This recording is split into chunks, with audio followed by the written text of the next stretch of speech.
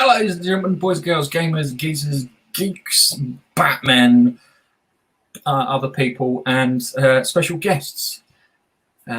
This week, I haven't got Nigel and Keith with me. I have a special guest. I've got Babster. Hello, Babster. How you doing? I'm all right. The others have abandoned me to do the podcast on my own, so I have a little jab at them, shall we say? Yeah, it's a shame. It's a shame they're not here. Yes, it's a shame because they've been wanting to do the podcast with you for a while. Yeah. I think you and Dave. Unfortunately, Dave's got a problem with his internet where it blocks the use of this application, which is a pain in the arse. But as you see, we have Babster here today, and Thanks for the invite. Thank you. And Babster's been listening to us for a good while, and he's a fellow streamer, and he likes streaming. Elite Dangerous. I forgot it there for a second. Yeah, Elite Dangerous, retro games, modern retro. Yeah. Yeah, and he's big into the retro games and stuff, especially Specky. We love a good Spectrum game here and there. So before we start, I just want to go through why Keith and Nigel aren't here.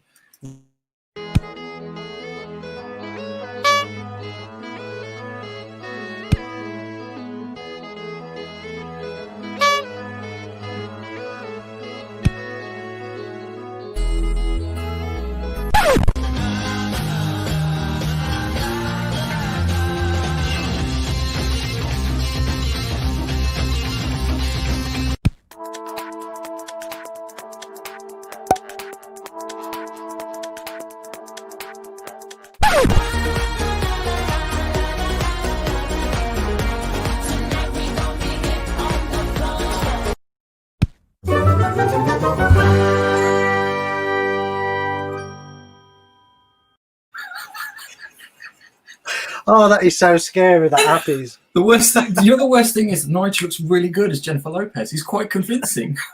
I could turn. Yes, Keith's in the chat at the moment because he's away in. I think. Oh, crikey! Sounds like fuck it. Hey, boy. So yeah, Keith's away, and unfortunately, I'm going to be able to man the chat as well as thing. I don't think he's too happy in regards to the intro. So before we start, is there something that you wanted to do before we start the stream? Stay tuned.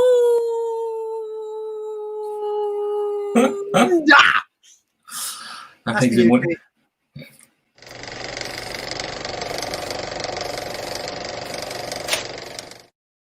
All right. As always, we start off with looking at movies and bits, and it's a bit of a sad story. This one, the actor who plays Black Panther, Chadwick Boseman, has died at age 43.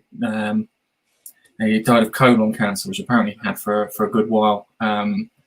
He was diagnosed stage 3 cancer in 2016, which progressed to stage 4 cancer. And he did this, having cancer. He did this whilst filming Black Panther and these. The 21 Bridges and things like that. It's tragic when you hear about these people, especially at an early age, and it's not too far away from my age. But it also explains. Pardon? He's younger than me. Yeah, and it's not good. And I enjoyed him as Black Panther, especially in Civil War. I think he was brilliant in Civil War. I think in the film they kind of let him down a bit, but it was always quite strange that he didn't seem to engage in some of the politics that other people did, and that's probably because he had something serious to fucking deal with. Yeah. So it's a bit tragic that he passed and whatnot. So just as we'll have a quick moment of respect for him, and that's it. I'm afraid because I can't keep you there too long. But yeah, it is tragic, and I'm hoping that they'll do something sensible in the MCU, given the fact that things have gone a bit strange. Anyway, let's move on to our next story, which is Star Wars and our beloved Kathleen Kennedy. Hang on a second, I'll get this right. I thought I had it set, but I bloody undid it. Kathleen Kennedy explains why Lucasfilm is thinking about Star Wars. And I find it really strange because you should have been thinking about Star Wars when you were making it. And she talks about how you've got the back history and all the stuff that Lucasfilm had put together. But there are rumours floating around that their new CEO, a guy called Bob Chapek, is how can I put it, taking a hatchet to the woke parts of the company. I think they put an edict out now that people who work for Disney or for Lucasfilm or for Marvel aren't allowed to insult the customers anymore because Disney needs that money. Apparently, at the moment, there are $64 billion in debt. And I thought having a £200 credit card bill was bad. And on top of that, their parks aren't making any money. The one in California, I believe, is still closed.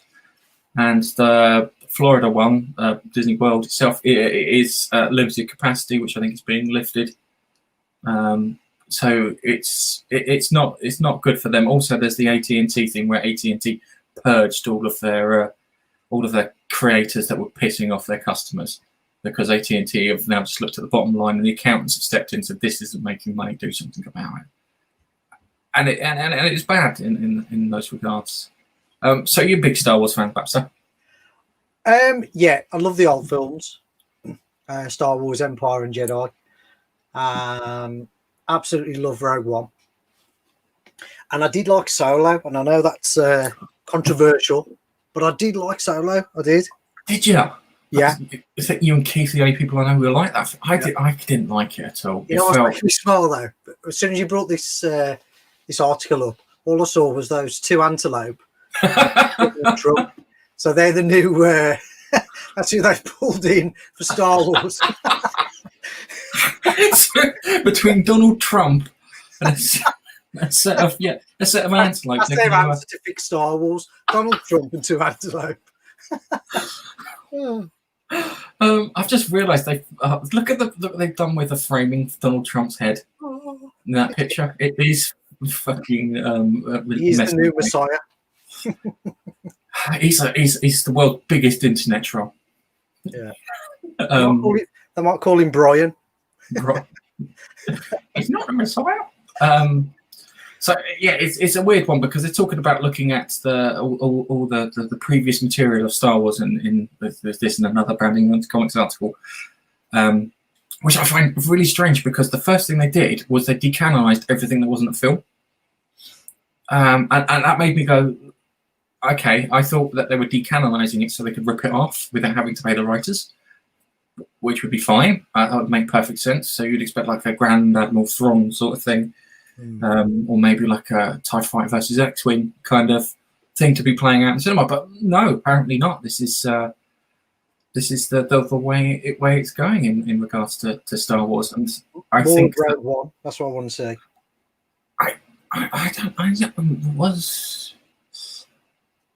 There's bits I like about. I think the main character, the characters, the two, Jyn Erso and the bloke.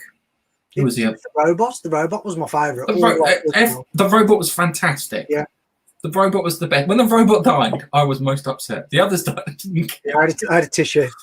Yeah, it's like, look at the robot. No, don't kill him off. Out there was like voiced by Alan Tudyk. It was almost like a short circuit Johnny Five moment. It was. I think that may be the best film that they've put out in regards to this whole run on Star Wars. Yeah, loved it. Absolutely great film. That's annoying. I'd like to see what the Gareth Edwards cut looked like. Because there's bits. I didn't know there was another cut. Yeah, because this is the thing about Kathleen Kennedy. He got 90% of the way through the film, and then she started re-editing and changing shit in it.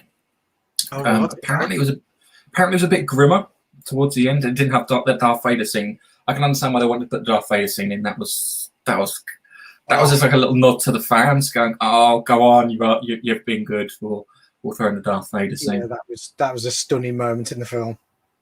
Yeah, that was. But they did cut bits out because if you remember in the trailer, there's a bit where a TIE fighter comes up and tries to attack Jyn Erso on the gantry at the top where they're trying to get the broadcast plans to the Death Star. I'd like to know what happened then, because apparently I think she and the other guy died at the top rather than on the beach at the bottom. Yeah. But I'd like to see what happens. It's like with the Snyder Cut thing. I'm not really interested in the Justice League, but I am interested in what he was going to do for the Justice League. Yeah. And that would have been interesting. I think they're missing a trick with Star Wars. I don't know why they haven't done a Darth Vader movie. This is the thing I was thinking about. Everybody would go nuts for that film. Darth Vader hunting down the Jedi. Oh, that's it. That's all. That's the premise to the film. He's hunting down the Jedi, and if you're clever, you can put Obi-Wan Kenobi in there at the same time too. And he's got a fucking hard on for getting Obi-Wan Kenobi. Oh, it'd be amazing. That's what we want. All film. That again, that'd be awesome because he was brilliant. Maybe they should do like a dark trilogy and focus on the bad guys a bit more, because that would work. And the other one too is do that would be the Snyder cut then, wouldn't it? The goth cut. Oh, as long as they don't use fucking Hallelujah in the trailer. I know why he did it, but God, it's fucking that version's terrible.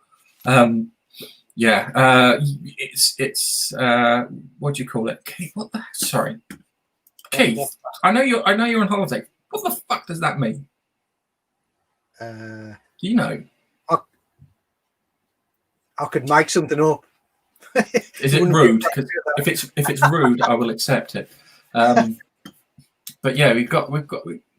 I think that the other one too was to do a Luke Skywalker film, and just do what happened to Luke Skywalker after the Empire fell. Yeah, that'd be cool. But I'm all the way on the dark side. Let's have some dark side films. Have a dark side kind of trilogy. Yeah. Yeah. Okay. I suppose that's something to go down. That's a route to go down. It's not going to happen. No, it's not going to happen. We can wish till heart's content. Did you see the Batman trailer for The Batman? Yes, I did, and I loved it. But right at the end, I was like, I'm still unsure of what's his name? The guy who's playing it. Harrison. Yeah, I'm still unsure. Yeah, Mr. Patton, Mr. Patton. And that's all I kept thinking of. The thing. Mr.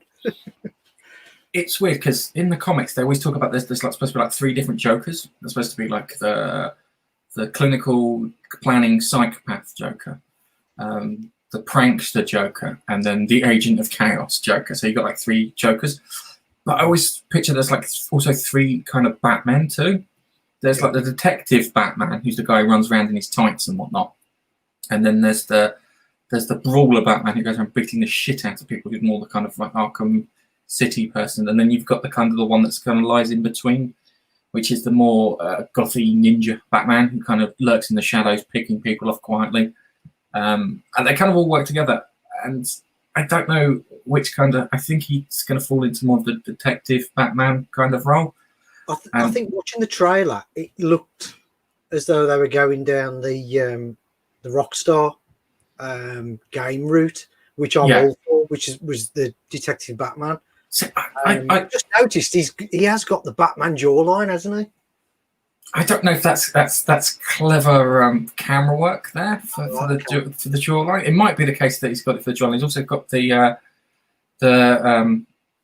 eyes. I don't know if he's got like mirrors over his eye. You can barely see his eyes in that. So that's an interesting, because Keith always goes on about having the bloody eyes covered.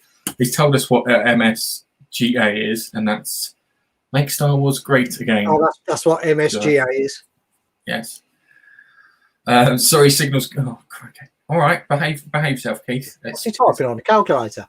He's typing on an Apple calculator, so naturally paid more for it. I was going to say, I went to see Tenet. No, don't. I'm going to see it Wednesday. No, I'm not going to say nothing. I'm not going to say good. But yeah, they all die at the end. He's in that. He's in Tenet. Yeah, he's now changed my opinion. I've changed my opinion of him. That's what I said to. That's all I'm going to say. That's what I said to the guys. I said if anything's going to help him with the Batman role, it's going to be being in Tenet, because if Christopher Nolan wants you in your film, you've got to be a decent actor. It keeps calling Batman an emo, I think.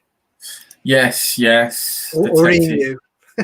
Detective Emo Batman. There is a bit in it where I think he's like at a funeral and someone crashes a car through it, and he's got like long floppy hair, and you just look at him and it's like I could beat you with a wet sock. I think he's gonna. I do genuinely think he's gonna be a good Batman, but it's his Bruce Wayne. Yeah, I'm hoping they somehow cut and paste. What's his face? I forgot his name. The original Batman one. What? Tim Burton, Jobby. Oh yeah. What's his name? The actor? Keaton, Michael Keaton. Yeah, they'll cut and paste him in. Doesn't matter about the age. Doesn't matter about that. Well, actually, I have got something. I've got a story in relation to that. Yeah. But when we come back, let's get back to the story. Is that in the Batman universe, there's an organization that's been in Gotham for ages called the Court of Owls, and there's some bits in the trailer that kind of indicates that I think the Riddler has figured out that the Court of Owls exists, and I think he wants to go on to get Batman to try and take him out. And if we scroll down here, you see this. I hate the writing on this because it makes Riddler look like he's a fucking retard, where he's not. It should be cut out bits of newspaper so they don't identify him. Yeah, but it's like he kind of goes through this, and then here we go. You've got an owl with a skeleton behind it, which it looks like an indicator. Also, there's a bit in the trailer where it looks like he's getting attacked by what they refer to as one of the Talons. Which are the kind of like the enforcer group of the Court of Owls. I think that might be interesting. Unfortunately, this is supposed to be like Batman in year 2, and coming up to the Court of Owls in year 2 kind of defeats the whole idea of these people being around and him never noticing. But it could be interesting. Detective-wise, it provides a mystery. There's things to be uncovered, and it's not just the fact that it's the Riddler. Being the primary villain that puts a nice twist and bits into things. So you've got that. That's going to be interesting. And then I've closed my show notes. I've got to open all again. So you've got that, and then we've got the Flashpoint story. Flashpoint. I find Flashpoint a weird one because I watched never read the comic, but I did see the animated thing because it was on Amazon. And it was fantastic. And I really enjoyed the crap out of it, where you've got like the alternate version of Martha Wayne and the dad. I can't remember what the dad's name is in it. Jeff Wayne. Yeah, he did the musical The War of the Worlds and then snapped and became an evil Batman. And it's weird because if you know the Flashpoint story, the Flash is the problem in the Flashpoint story. Yeah, Flash caused all the problems in the Flashpoint story, and it's great because when it comes up against the Reverse Flash turns around and goes, "I didn't do any of this. I'm not responsible. You fucking are. If you wouldn't have gone back and changed time, you wouldn't have fucked all of this up." Which is be interesting. I'm going to enjoy watching Ezra Miller get struck by a bolt of lightning because that's definitely going to be a staple in there. But it says that the Reverse Flash isn't the primary villain, but he wasn't the primary villain in the story anyway. So they're kind of pushing the fact that there's going to be another villain in there. What have I got down here? I don't know who the other villain is, but it might be Superman. Superman. Superman, yeah. Well, because if you the Flashpoint story, Superman's been locked up for like 20 years. And he ain't happy about being locked up for 20 years and not being exposed to the sun. So there's a chance that. And then there's Aquaman. Aquaman is raging a war on the land and is being helped by Amazon and Amazon. Amazon, those fucking Prime deliveries. So White Man turns up. Wonder Woman and I meant to say Wonder Woman and the Amazonians. It came out Amazon. Delivery. But yeah, he might not be the villain. And then this is like the Thomas Wayne in there, and it's ironic because I think they're talking about having Michael Keaton in Flashpoint, and there's indications that it might be pointing towards a multiverse, or it may be Thomas. That was his name, or it may be the fact that he might be playing Thomas Wayne as like a pissed off old Batman, which I think would be fantastic. Because I know that they've got the guy who played Negan, Jeffrey. Oh, bloody hell, what's his name? Can't remember now. Jeffrey from The Walking Dead. Yeah, Negan from The Walking Dead. He's set up on that, but it's gonna be interesting to see what they're going to plan to do with it. I think it's way too early. I think they should do a Flash like intro film, show him how he got his powers, set up everything before you go into a massive story like Flashpoint. But Flashpoint is supposed to allow a couple of do-overs, like the Crisis on Infinite Earth thing, allow them to do a lot of do-overs in regards to multiverses and all the stories and stuff that's going on there. Yeah, we haven't had a Flash film, have we? But then again, no. we haven't had really a decent, apart from Man of Steel. I like Man of Steel. We haven't had a decent DC film, have we? Really? I think there was an old Flash film, wasn't there? No, that was the Flash TV series. Oh, was it the TV series? Yeah, featuring John Wesley Shipp as the Flash, and he was fucking huge. So he put a costume on. He's like this. You always picture the Flash as being quite scrawny, because he runs a lot. He's more like a distance runner than a sprinter or fucking just powerhouse. But yeah, it was a guy called John Wesley Shipp, and I watched that, and that was okay. Apart from when they had the footage of him running down the road, sped up, which was always at night. The cars are also going faster too. So you watch him run down the road, he's like, and it's like streaking, doing all that shit, and then the cars are like going off funny. It was fucking hilarious. Yes, Keith says the animation was pretty much comic page for page. Oh, good, that's good. So I don't have to read the comic on that, and I think he found that funny. But I'm looking forward to the. I'm not sure about Ezra Miller because I kind of like Grant Gustin, the TV show. Apart from the TV show went a bit shit in regards to the Flash, and Grant Gustin sounds like a superhero with wind. Okay, I never watched the Flash. Never watched it. The first series, we watched the pilot. Keith managed to get his hands on the pirate from Sailing the High Seas, months before it came out. And we watched the pilot for it, and it was like we bought into it. It seemed very like a very wholesome kind of family kind of thing, and then it went all teen drama, and I was like, oh, kind of bollocks that up a bit. I've struggled with the superhero series. I really have. The Punisher, I enjoyed the first season of Punisher. Thought that was awesome. Yes. Got halfway through the second season, and I started to lose interest.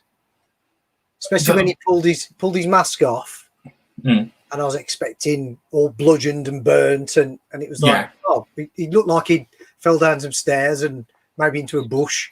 That was it. It's like, what? Yeah, that was the thing. It's weird because that season of The Punisher felt like it was on like season 5. Like they played out all these other things, and it was just getting down to the end and winding down. Yeah. There was good bits in it. They had a quite cool bar fight in it. Yeah. Which was season 1. I love season 1. That pulled me in. But season 2, yeah, he had a fight in season 2. He went to a gym, didn't he? That was good. Yeah, that was that they recreated that from the comic. Oh, did they? That fight. That's probably why you liked it so much. But they did put some people put a lot of effort into that to try and make it work. Then the Punisher side of him, it just disappeared. He just ended up turning into an angry man who just went out beating people up. That's true. He should have been. They should have had it so he crossed over into Daredevil season 3. Oh yeah, he was in Daredevil, wasn't he? Again, I only watched the first episode of Daredevil. Loved it, and never. The Daredevil, the 3 seasons of Daredevil that they did were the best of what they did for all of it. Okay. They were I love the second season. I like the second season. The end of the first season where the Kingpin becomes the Kingpin. He has that moment, and that they finally caught him and arrested Wilson Fisk. And Wilson Fisk's in the back of the car, and he's talking about what was it? He's talking about the story of the Good Samaritan. And he turns around and he says, "Oh, it goes. The guy was traveling to Samaria or whatever, and he got set on by people of ill intent and that. And then the Good Samaritan came along like that, and he looks at them. He turns around and goes, 'I am the man of ill intent,' like that. And then they break. Everyone starts shooting, and everything breaks out. And it's like he then steps out the car, all casually, all fucking surrounded by armed gunmen and that, and then people come after. It was just nailed. That bit was fantastic. And then he has a fight with Daredevil in the alley after, and it kind of, I'd have preferred it in the open street, but I know why they did it in the alley because it was kind of more kind of exciting in those regards. So carrying on with DC, we've got the Suicide Squad, and they look like they may have. This is King Shark. King Shark looks terrible in this, by the way.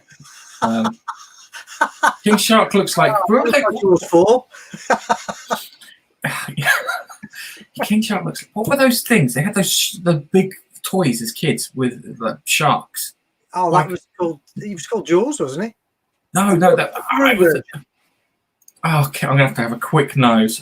Toy Shark Men. I thought it was called Jaws, but it was the Buckaroo version. Is that the one you're on about when you have to? It was called. I think I found a picture of it. Shark Men. Oh well. That's not what I'm thinking of though. I was thinking of the Hasbro game or MB game. No. I'm thinking of these because my little brother had them. I'll see if I can pop it in before we go any further. Because King Shark looks like one of these Sharkmen things. Sorry, that looks terrible. It does look terrible. Let's just bring up the Sharkmen. These things. Oh, blimey! Okay. That's what he looks like. He's a bit too comical for my liking. They weren't out of Teenage Mutant Ninja Turtles, was they? No, they were riding the phase off of doing mutant bits in regards to it. Biker Mice from Mars were one. You had this. Bucky O'Hare, I think, was another one that they kind of did. But yeah, it was novel. Anyway, let's go back to the Suicide Squad one. So apart from King Shark looking like a toy, or Jaws 4, or Jaws 4, there were like rumours about who was going to be the bad guy. It was going to be like Vandal Savage, Miss Martian, the Mongol, etc. And it looks like it's a character called Starro. And what Starro is, it's just a giant space starfish thing. I'm not filling me with hope.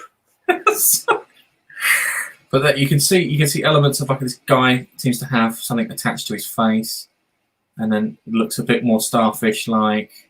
That looks a bit more starfish like, and then Starfish Man. Starro, yes. So Starro looks like he may be the villain in the film, which is like a sentient space starfish. I don't know where they came up. I've never heard of Starfish Man or whatever. I've heard of Starro, but this was like 2 years ago when they made a reference to him in a TV show, and that's it. Because it was one of those things. Who the fuck is that? And you just Google it, and that's as close as I got. Did you like the first one? The first, I didn't like it. There were a couple of bits I liked in it. I like the bit where Batman fucks up Joker's car, and then that's it. I'm probably done. It's all about. I tell you know what spoiled it for me as well. Now I like Will Smith, but yes, when he took his mask off, I was like, "Look, we know you. We know it's you. Leave your mask on."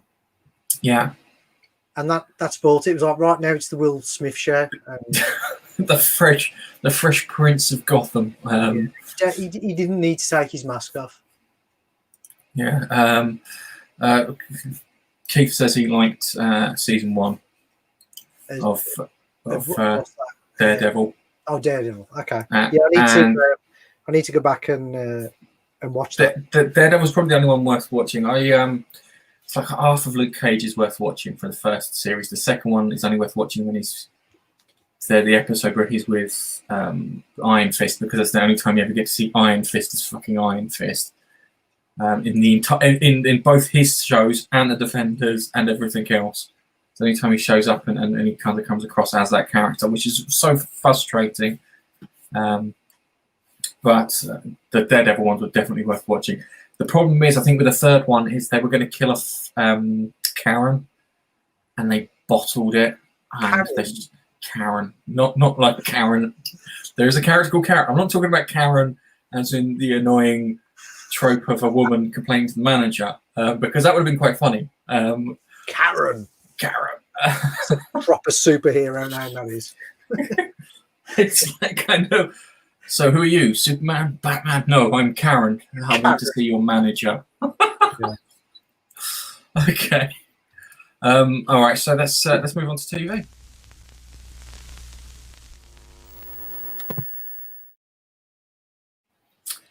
So we've got this is Keith's special. It's annoying because I forget that I don't have to pander to him being here, because I was a Star Trek fan up until I think, I don't know, midway through Enterprise when I just went, I've had enough. I've been watching it for Star Trek. I love my Star Trek. There's some of it I don't like. I didn't like Enterprise. It's annoying because apparently Enterprise, from the moment I stopped watching, got good, according to my father. He turns around because they got decent stories in it. They had like a big kind of story arc in it, and then goes there's an episode because you know how you watch Star Trek here and the shit gets fucked up. And it's like it's like kind of because their shit gets fucked up, and it remains like that for the entire season until they get home. And I'm like, really? Because it was just a case of they couldn't get around to fixing the bloody thing, so they're having to like steal parts and whatnot to try and survive out in deep space. And it kind of sounded a bit more interesting than what I was watching with was it Suliban, where the green guys who could have genetic traits, they could like squeeze through doors, go invisible, climb on ceilings, etc. I can't remember that. That sounds like an X-Files episode. No, the bad guys in the first two seasons of Enterprise were called the Suliban because they sounded like the Taliban. Because they were featured in the episode Broken Bow. But anyway, Star Trek Discovery is cancer. If Enterprise is fantastic in Star Trek Discovery, because Star Trek Discovery can't. How can I put it?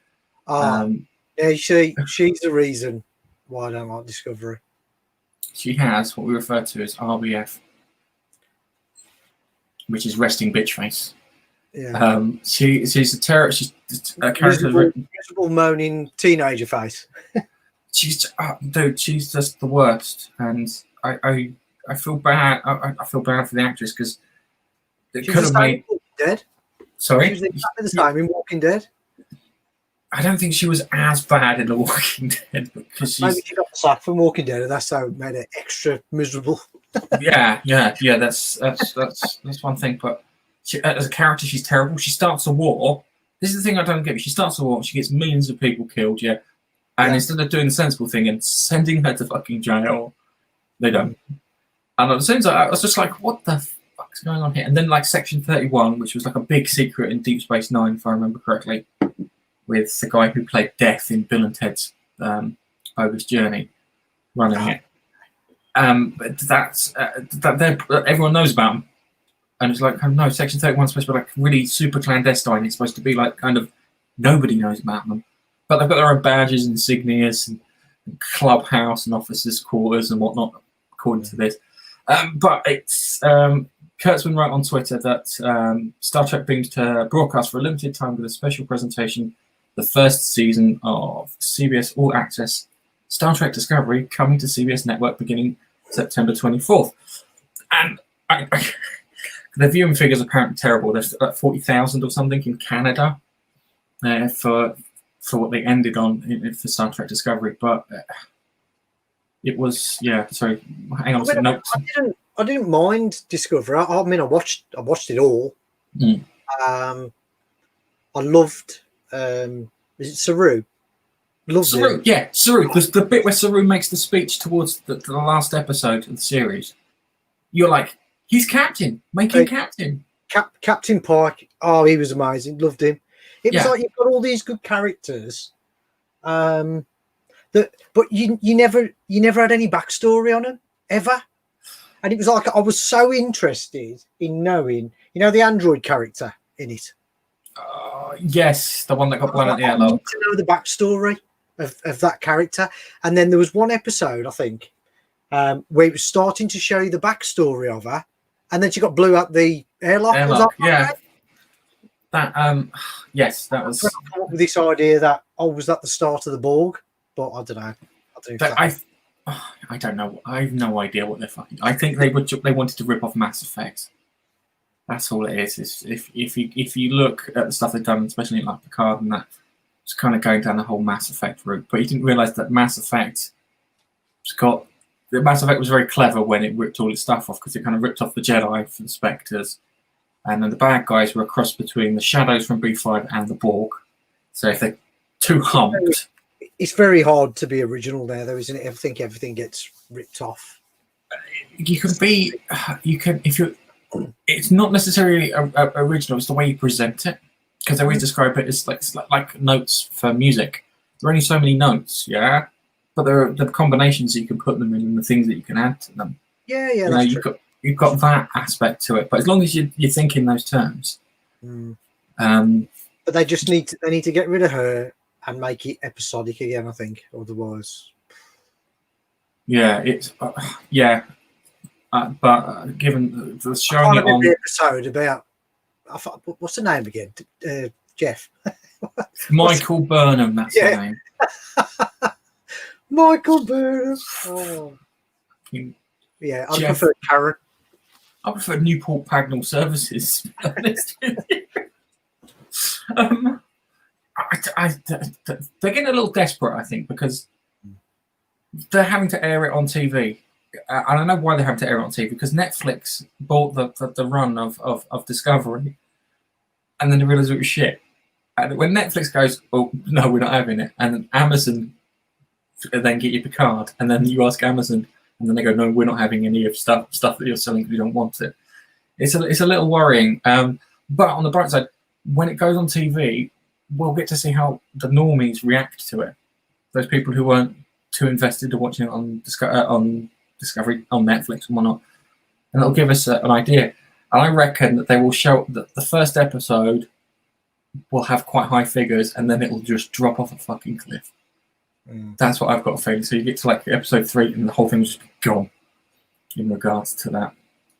And then we got Star Trek Lower Decks is the other one too. And Star Trek Lower Decks apparently is also just hemorrhaging things.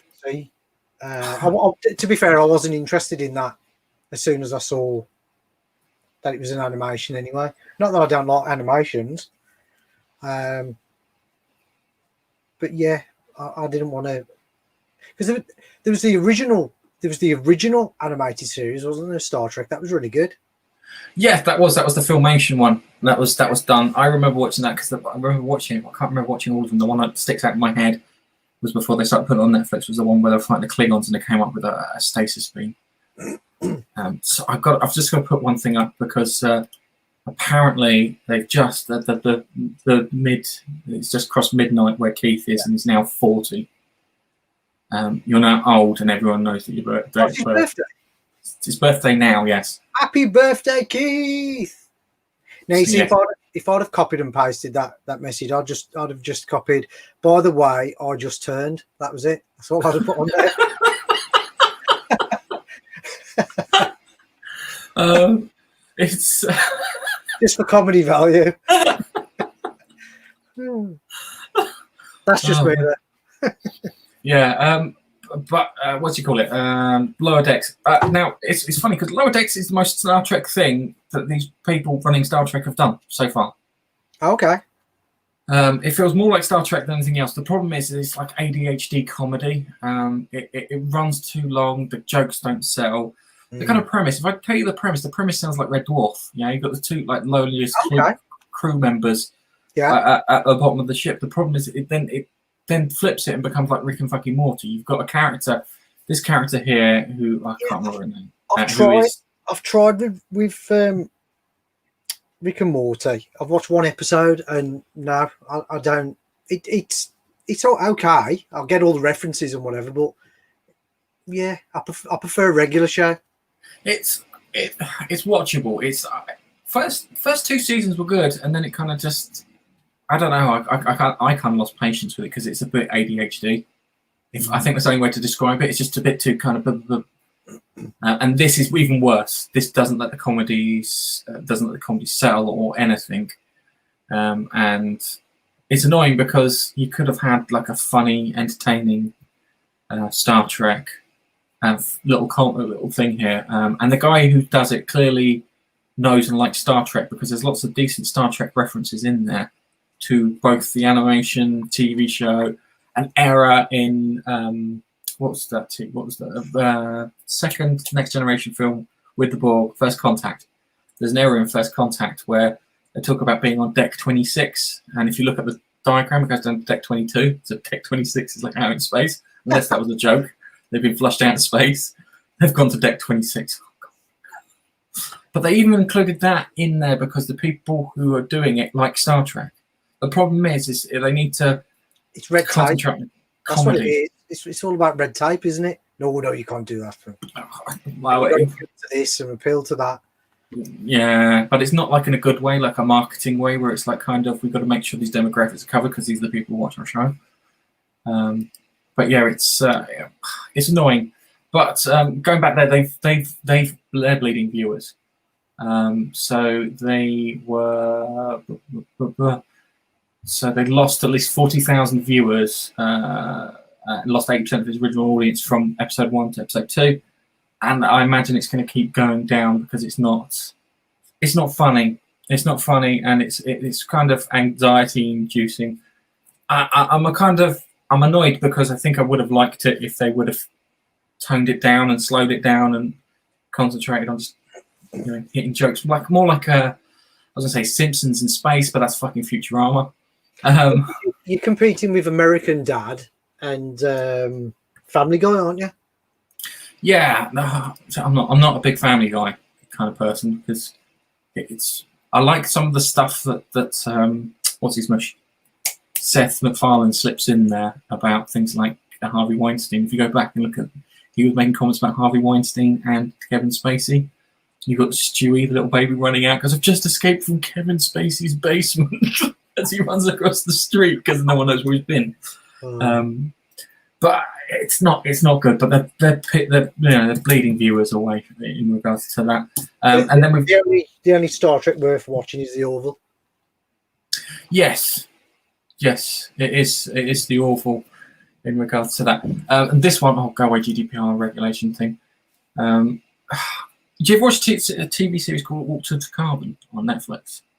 I watched. I'm terrible. My attention span with programs now. I think I watched maybe 2 episodes. I liked was it the barman, and he got all. Poe, yes. Yeah, I liked him. I didn't watch any more after that. It's quite a difficult one to follow, but it's the idea of being like kind of a weird, like almost post-human world where you're backed up to a USB drive in your neck. They're referred to as a stack, and because you can do that, you can swap over bodies, and bodies become things they refer to as sleep. Yeah. I got that part of it. Yeah, and I thought the idea was awesome. Yeah, it also allows for a few good twists and turns and stuff in regards to things going on. First series was brilliant. I really enjoyed the crap out of the first series. Second series, the first half of the second series was brilliant, and then it got to like the next part, and it kind of went a bit downhill, and like the production kind of bits like fell and this, that, and the other, and it kind of, I don't know. Anthony Mackie was quite good as the Takeshi Kovac character, but it fell off a cliff. I mean, I've been meaning to read the books. I've got the books on Kindle. I need to do when I get a chance. I think I've got my audio book too, so I can listen to one working. I won't bother with it now. I know it's been cancelled. Watch the first season. Don't bother with the second one. Seriously, watch the first season. It's a good story on its own. It's done quite well in isolation. The guy who plays Takeshi Kovac's Joe. The guy who played RoboCop really poorly. He kind of redeems himself for me in regards to role playing in this because he plays a detective and he's kind of sorting this stuff out. Even though he's not a detective, he's been called an emissary. And you get flashbacks to him but it's not him, and this, that, and the other, and it is really entertaining, and sometimes it does bend your mind a little. But it's been cancelled, and Keith is gutted on this one, and I thought you'd be gutted on this one, Keith, because it was one of my good watches, but it kind of went a bit cack, shall we say? So let's move on to gaming.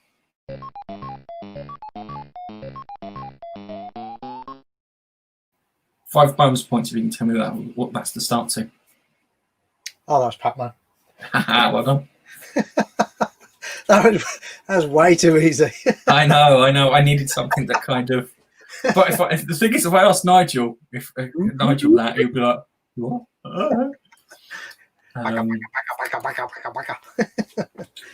So we had Gamescom on, and they were showing off a few things, and one of them, which was, I think we both agreed that it was kind of.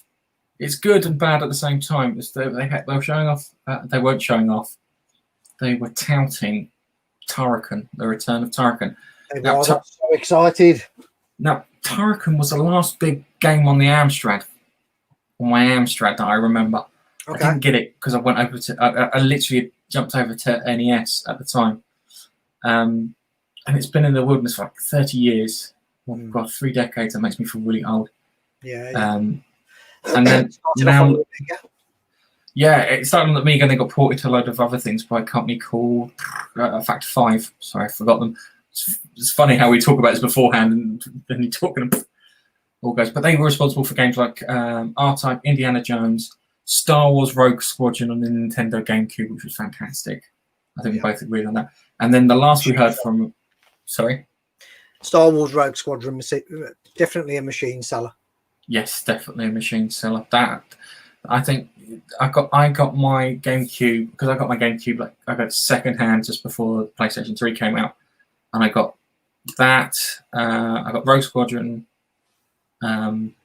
Resident Evil 5, Resident Evil 0, and Mario Sunshine, Mario Kart, and F-Zero. And those games were just fantastic. That's all you need.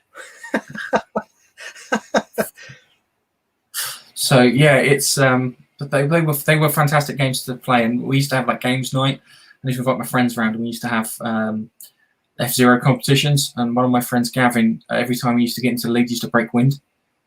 So you could tell when he's in the league because all of a sudden he'd be like that. It's crikey. I think you're saying to change the web link that you've got up. Oh God, sorry. All right.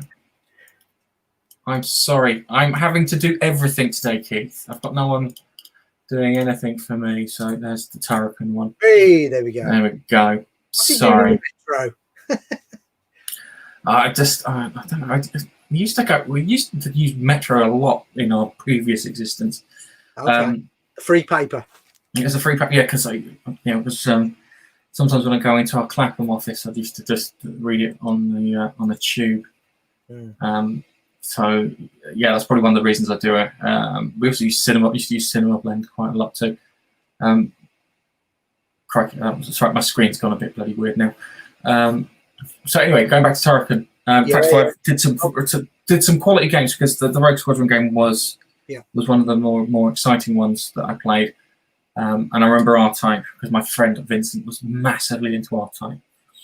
Well, you see, I mean, R-Type was that was just a conversion anyway. It was originally an arcade game by IREM. Yeah, I don't know. I was never a big into that, but I think you said that they did one and had to abandon it for. It was called Catechis. On the Amiga, yeah. I don't think it ever had a full release. Man, that's probably one of those limited release, and they took it off the shelves because of R-Type. It was just, it was a complete rip-off. It's strange. It's strange that. But anyway, they managed to how can I put? What's the polite way of putting it? Cock tease us. I think is probably the best way of doing it because I went on YouTube and I went, there's probably some banging trailer to watch for this. Yeah. Which I can show on the podcast, and it'll be something exciting. And then I watched what I thought was a trailer, and it turned out it was I was completely wrong. and where is it? Disappointed. Disappointed. Yes, completely disappointed. Because they did it and they've got like little kind of bits here and there. And the chief nerd from Digital Foundry, a guy called Richard Ledbetter, when I heard his voice on it, I went, I'm not going to see a bit of fucking gameplay. He knows what he's talking about, but they're like kind of showing it off here, and I'm like, where's the game? I saw this and I was going, is it? Are they going to say it's mobile? Is that what we're going to get? We're going to get it, and they're going to go, this is a mobile release. Yeah. That's what I went, oh shit. And then it turns around, they're saying, like, no, it's in development at the moment in regards to the Turrican game. It's weird because it's, how can I describe it? It's a friendly version of Contra. Because Contra's like punishing, where this is a bit more doable, and having more doable games is fun. I played Turrican to death on the Amiga, absolutely to death. The thing that made it a great game as well was the composer, Chris Helsbeck. His music is stunning. I don't know. Soundtracks. Good soundtracks for games. Yeah. So we've got that, and that was one of the Gamescom things, and then we had, this is one that you asked to bring up, which looks interesting because I saw it. No, sorry, I've skipped the story. The story I want to talk about is Doom: The Ancient Ones. Which I played a Doom Eternal, and I love Doom Eternal, apart from the fucking Marauders in Doom Eternal, because we played Doom Eternal and you felt like a thank you very much. Let's just hang on, let's focus in on you for a second. You want to show again? Can I focus in on you for that? No, that's, hold on. Sorry, I did this wrong. I need to swap over. There we go. Is that a PC version, I take it? Yeah, it was the ridiculously expensive limited edition. I got the full helmet as well. Oh, you got the Doom hat with the mark on and everything, yeah? See, I can never justify buying that. Doom. Doom's great. Oh, hang on, here we go. Why get one? If I'd have known this, I'd have. Hold on a second. Hang on a second. Let me just change that so I can. Yeah. Who's that? Sorry, I can't. That's John Romero. Is that John Romero? Yeah. Okay. Well, I was going to say. I was going to say at Retro Revival. I was going to say Carmack for a moment, and then I looked at him and I went, "No, that doesn't look like him." Yeah. Because he's not a long hair sort of person. He's one of these kind of. Yeah, John Romero, creator of Doom. So that was one of the moments where I met my hero, and I didn't. I think I just clammed up. I didn't know what to say to him. I think I said, "Oh, I like your shirt." Oh, good. So yeah, we got Doom, the Ancient Ones. If I can. Sorry. Usually I've got all of this ready, but I bloody closed my window down before we started. So let's just share that as we're talking about it. And this looks interesting because I played the. I'm going to share the audio on this. It's at 60 frames, isn't it? Yep, 60 frames. It's not like 60 frames. I'm going to have 480 because I can't get. Sorry, there's something wrong with the way the Mac translates certain video things. And I know it's not just me because Keith was having an issue last week. So yeah, you got that, and you got these Marauders. I fucking hate. They're I hate them. I hate the Marauders. They do my nothing. Have you finished Doom? Oh yeah, I completed it. Yeah, stunning game. Love it. But those Marauders. They've just ruined the pace of the game because I thought you're tearing through people left, right, and centre, and you fought awesome. It's that stupid cat thing that it's like a fire panther thing, isn't it? Yes, the fire, but the electro dog. Yeah, I know what you're talking about. It's just the most annoying things ever, and it's weird because I fought all the boss things, and they seemed a lot fucking easier than the Marauders. And I was always just saving up that one BFG shot for when I come across them. It's just like. You you can't use it, can you?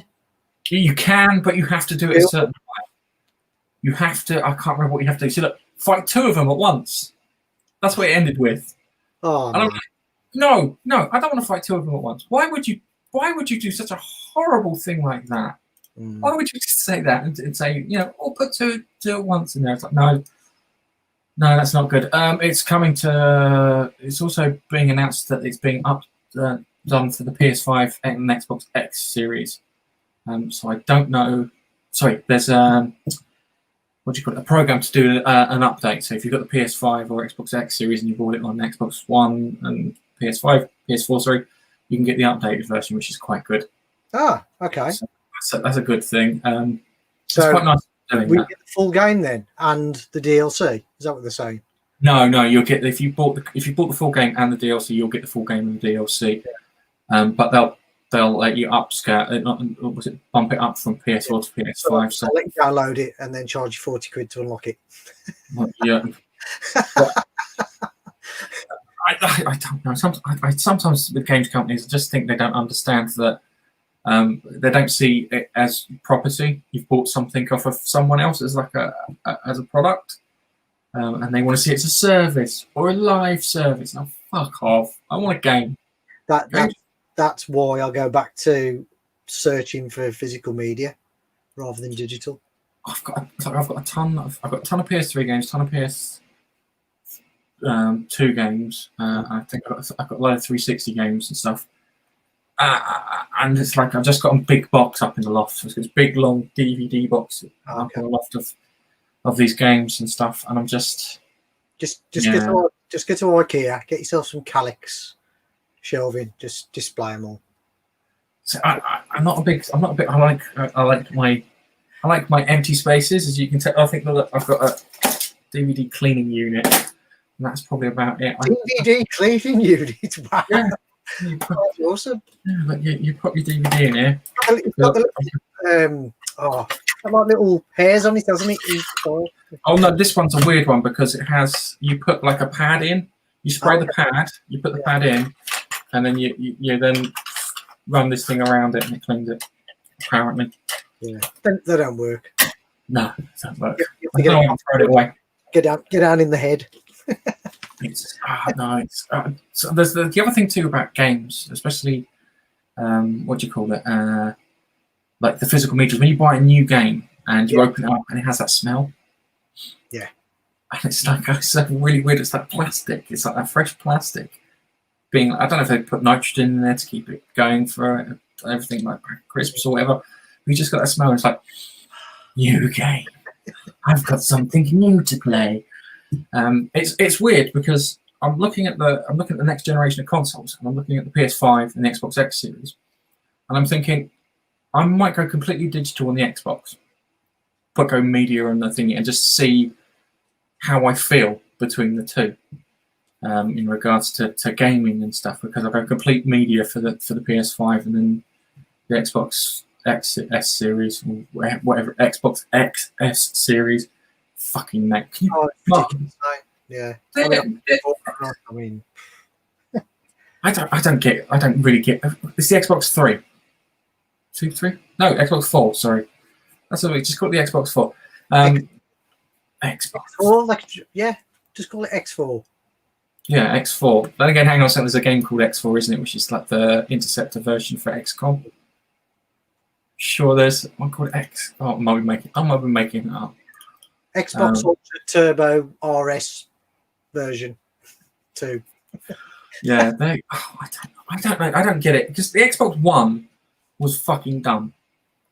Yeah, the third console. What are we going to call it? The Xbox One. What? We'll call it the One. Yeah. So that's just called the original Xbox name, isn't it? Yeah. But it's it's. I don't know. I really don't know with these people. Sometimes they just some dick in marketing. I think marketing is responsible. It may be responsible for the next World War. So keep an eye on your marketing departments at work, people. So the next one we've got here is we've got Little Nightmares 2. Now I don't know much about Little Nightmares, but you said that you played the original. Yeah, I played the original, finished that. I just love the. It's got like a claymation style to it. It looks very solid. It's very creepy. Yeah, the lighting's fantastic. Yeah, because if you just look at the lighting on that, and it's just absolutely gorgeous. You know, and I don't know what it got.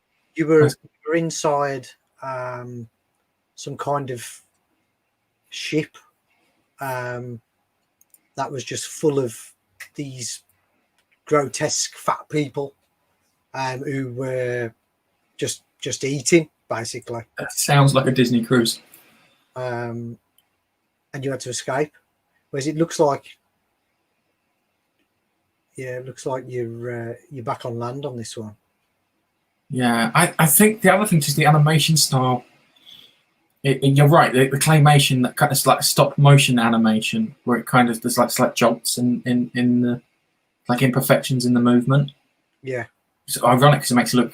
Those imperfections make it look more natural. That's a weird thing to say, but it is gorgeous looking.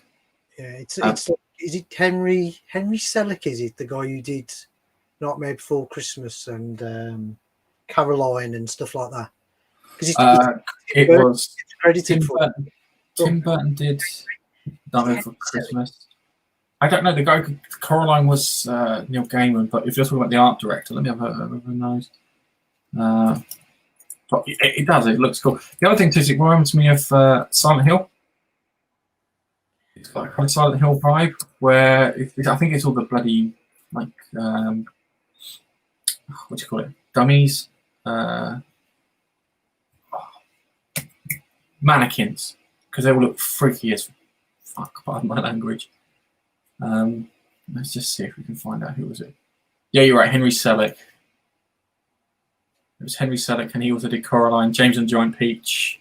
Yeah, basically all stop frame stuff. And he mentioned it's always Tim Burton. It's always Tim Burton's Nightmare Before Christmas, but he's not the guy responsible for all the cool animation. Oh, it's a bit of a strange one, that, but looking forward to Little Nightmares too. First time I played Little Nightmares, I think was at EGX, and it was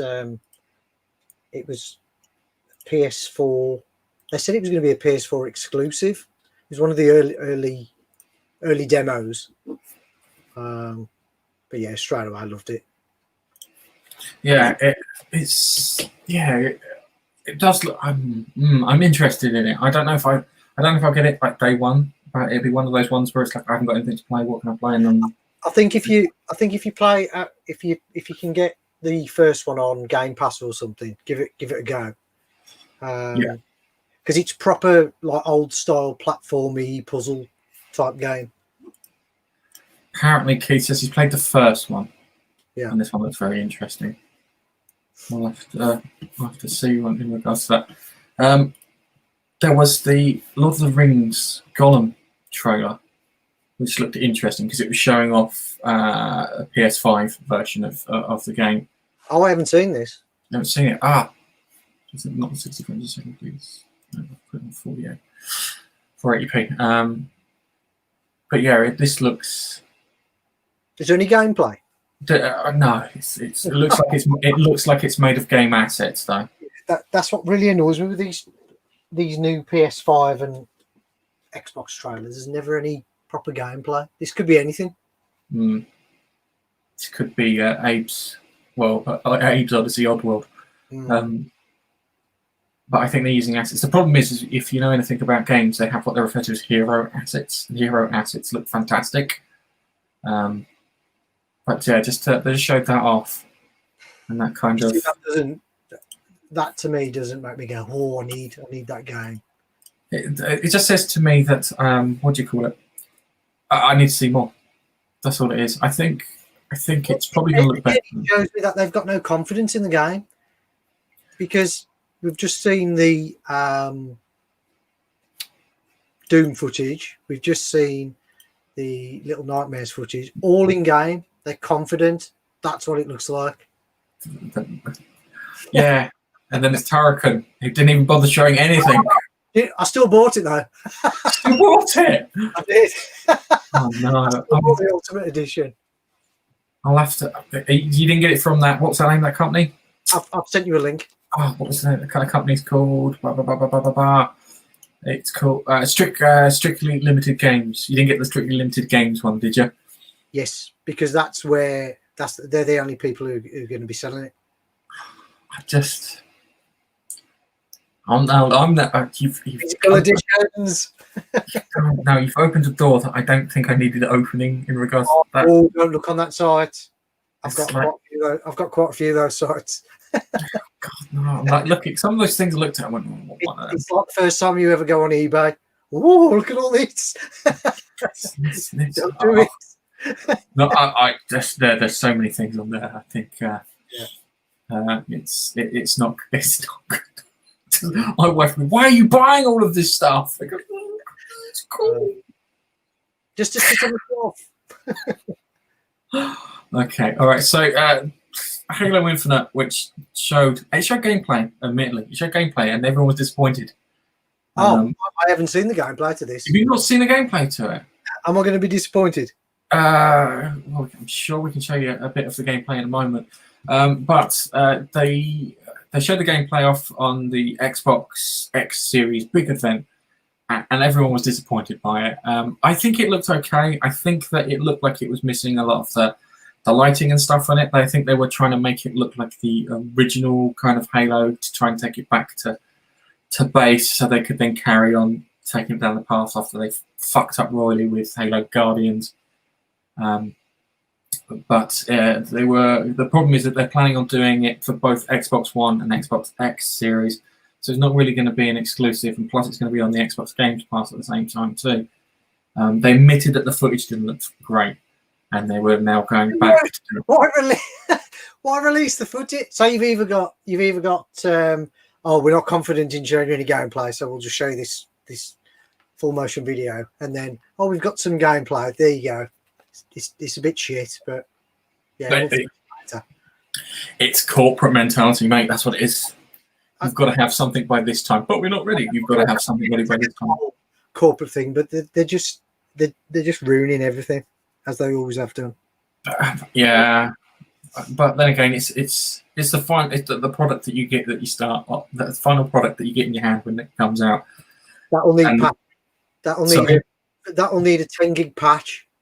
Oh, Fallout 76, man. That's whenever I think of game patches, Fallout 76 springs to mind with its day one 51 gigabyte patch. Yeah, you wait all this time. Oh, I'm going to play it now. Press the button. Well, you need an update. No. So, yeah, it's getting. Yeah, no. It's funny because when the lead architect was talking of the PlayStation 5 was talking, he was talking about how patches are annoying. And he wanted to try and speed up the patches, and he says one of the problems is the way it's stored on the hard drive. But by putting our new hard drives in the way they've done, it should make it a lot easier to do. But where were we? So yes, that's great BS. That is. It's getting delayed to 2021. It was supposed to be a release game, but people looked at it and went, shit. So they released it to 2021. Apparently, they've got a new creative director in place. Described it. God, it was just described as a non-combat game. I was reading bloody thingy. So 2021, they got a new guy in place to look after it. They're gonna try and sort all the bits out for them, but it's not going to get delayed until 2022, and they're not going to drop the Xbox One version of it. And now I'll let you have a quick nose at it. It's I'm just going to kill them. One thing I always found funny when it comes to Halo is they always talked about how good the music was in Halo, and I find that a bit insulting because you have the intro. I like the original music, but it was, you only get, what do you call it? You get the at the beginning. You get the That's it. Yeah. You just, everything else is like you forget. So I don't know why you running on. This is running on a Xbox X Series dev kit, I think. I think they admitted to it after the presentation. so it shouldn't be a million miles away from that. But it's got no. It appears to have no dynamic lighting on it, so it's all pre-baked lighting, which was a problem when it gets outside. I'm going to forward it to. It just argues with him. Blah blah blah. Nothing much interesting. Get outside and start shooting stuff. There you go. Oh, right, okay. There you go. I know people win. That just looks like a 360 game. There's a lot more right. There's a lot more foliage in it in comparison to a 360 game. I'm going to try and defend it. There's a lot more foliage in it in regards to the 360 game. It looks a lot cleaner in regards to everything in it. But there's no grass or tree movement, which I would expect on a brand new spanking console. Let's have a look at the mud trails, see if they put mud trails through. No, crikey, bloody WRC on the PlayStation 2 had mud trails on the vehicles. I think this, there's nothing next gen here, is there? I mean, as you know, I'm into me retro stuff, so I don't look at a game how pretty it is, because it could be an amazing game, but when they're trying to advertise this new next gen console, you want to see some cool effects and stuff. Yeah, you do. It's especially if you're going to end up shelling out another 500-600 quid for a new machine. See, that's the first problem. What they're saying, for the first 2 years of its life, it's not going to have no direct exclusives for it. It's going to be still built for Xbox One. I think that's a big fuck up in my books. You've got to have your exclusive to sell the machine. Well, Sony's going balls deep and trying to get as many exclusives as they can. Well, if you want to go back to the presentation, Sony absolutely owned it. Yeah, they showed more gameplay. Yeah. They showed much more gameplay. This to me just looks like, okay, it's Halo. It's pretty much... It's Gears of War. It's just a Halo game. That's the problem. That is the problem. It's just a Halo game. See, my opinion on Halo is that it's always been always been competent, but not great. Yeah, I played it and it's like it works, but I'm not excited by it. It's like I played Star Wars Battlefront 2 and I was more excited by that, especially now they've done all the updates and stuff in it. Yeah. They're literally just Halo's just turned into a money-making machine. They're just releasing that game because it's called Halo. Yeah, that's it. They're back before PS3 and Xbox 360. They had a video for the console wars, yeah, and you had the guys from Nintendo turn up, and they had like Link and Mario and someone else, and then Sony turned up and had Kratos and some other people from Sony games. So they got both surrounded by like 3 people, and then Bill Gates turns up and he goes, "Behold the power of Microsoft!" And like a pelican thing comes down, drops off Master Chief, and he turns around and he goes, "Where are the others?" It's just me, I'm afraid. That's one of the things that always made me laugh. We've got Keith in his Halo SG1. Because he's talking about the Stargate thing at the beginning. And then there's a reference to Nigel. You know that movie with the Stargate when they go through to the and he's right. No, I don't think it's going to sell. Especially if you can get it on the Xbox One. Yeah.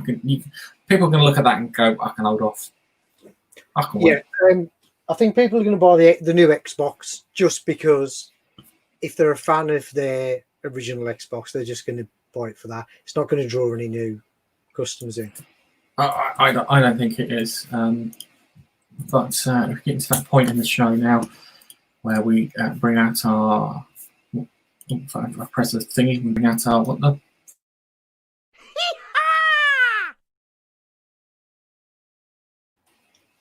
See, just reading that headline there made me laugh.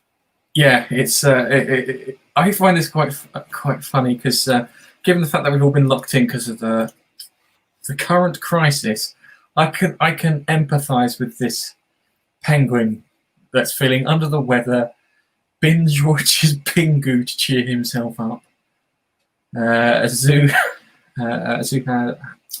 zoo have shared a look at the hilarious way Rockhopper Penguin has kept its spirits up during the stint of rehabilitation of its feather molting problem. So it looks like it was having some mental thing, but it's watching Pingu.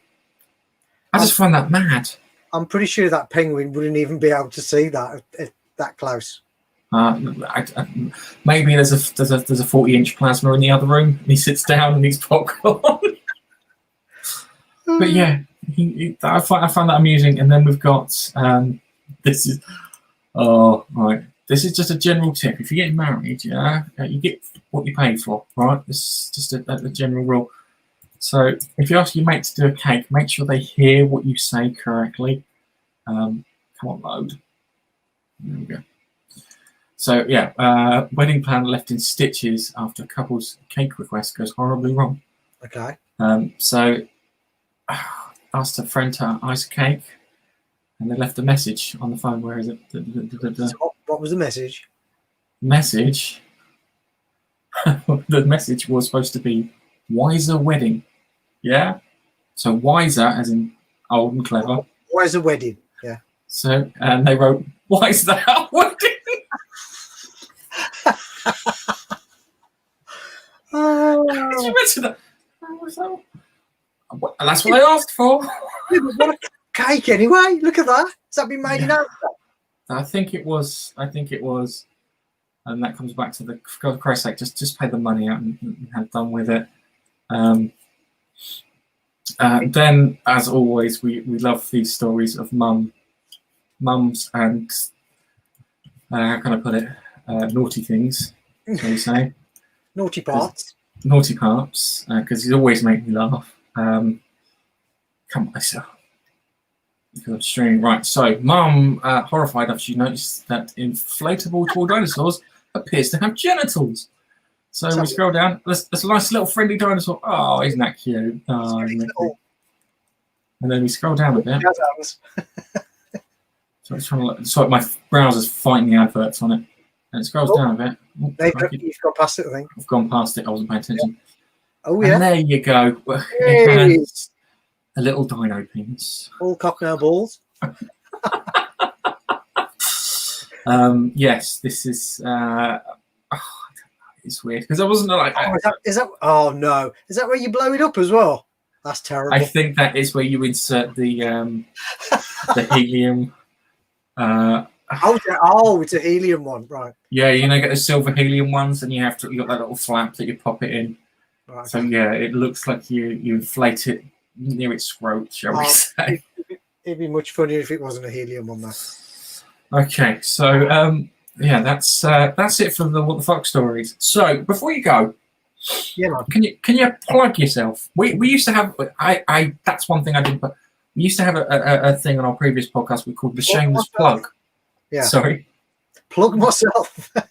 The shameless go plug yourself. We're still on the W2F stories.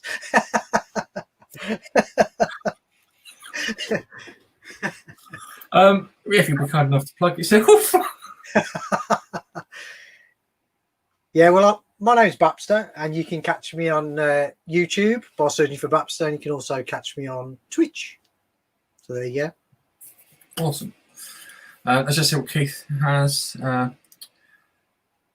Gents, it's been emotional. Nicely done. Just one all hail Team G. Thank you very much, Keith. Perhaps you need to come back in. And then we can do the same. Stay tuned. I would love to. Yeah, Team Keith.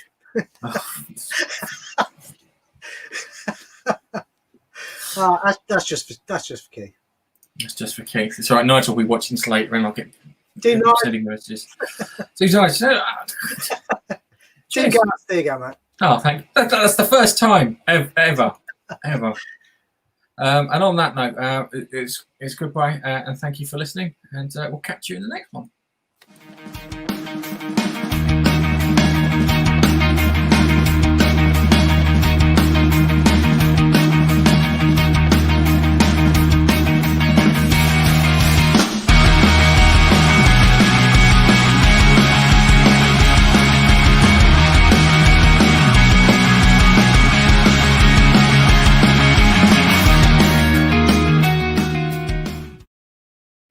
I'd just like to point out that Keith is having forced gender reassignment.